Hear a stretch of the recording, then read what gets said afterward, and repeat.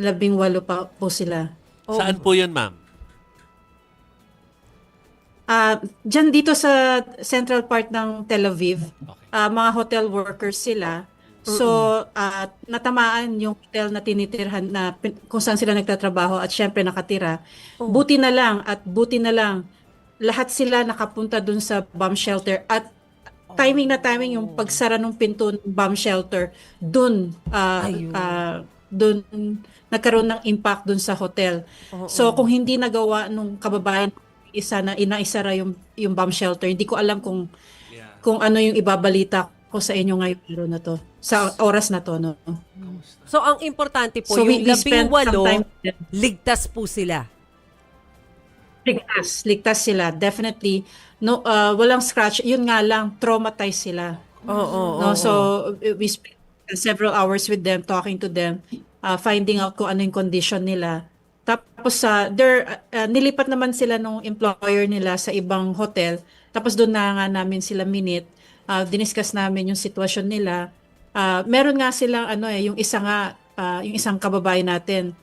6 days old, may 6 days old na baby. Kasama siya doon sa sa bomb shelter. No, everybody's safe, yun nga lang traumatized talaga. Opo. Sabi nga nila parang bulada na inakyat tapos binagsak, parang ganon yung feeling daw nila. Oh yeah, we understand. So, kung thankfully nakaligtas naman po yung 18, so ano po yung mga kailangan nila ngayon?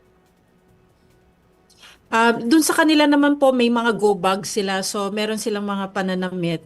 Tapos ang chinek din namin kung ano yung status ng hotel, sabi nung isa sa mga may-ari, chinecheck daw nila kung maaaring balikan para makuha yung mga gamit ng mga kababayan natin.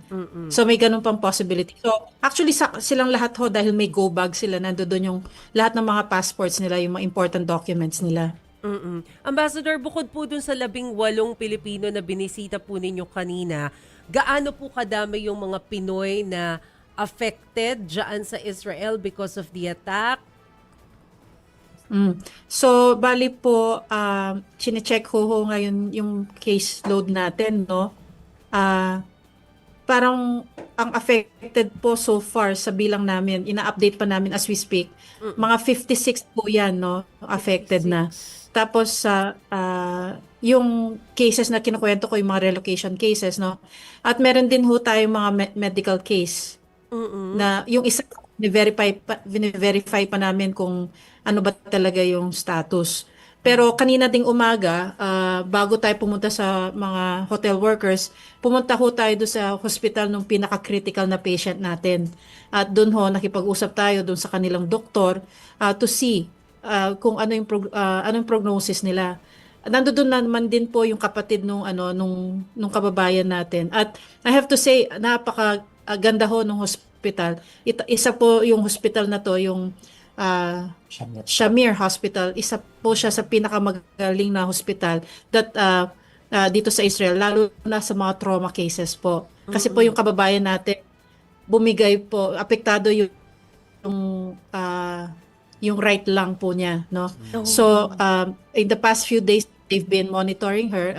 Since yesterday, minomonitor po siya kung pwede siyang i-opera na. Kasi dahil nung pagkakuha po sa kanya, malala po yung condition niya. So, kanina po makikita nyo, kung nakikita nyo lang sana, I think we have some photos po sa Facebook namin. Makikita nyo, napaka high-tech mga gadgets na mga hospital equipment na nakakonekta sa kanya. State of the art po. At na-meet na rin po natin yung mga nagmamanage po ng hospital. And they've been very kind and very accommodating po. And when the family member asked paano yung gastos, they said, wag natin pag-usapan yan. Ganun ho yung pagkabanggit sa kanya.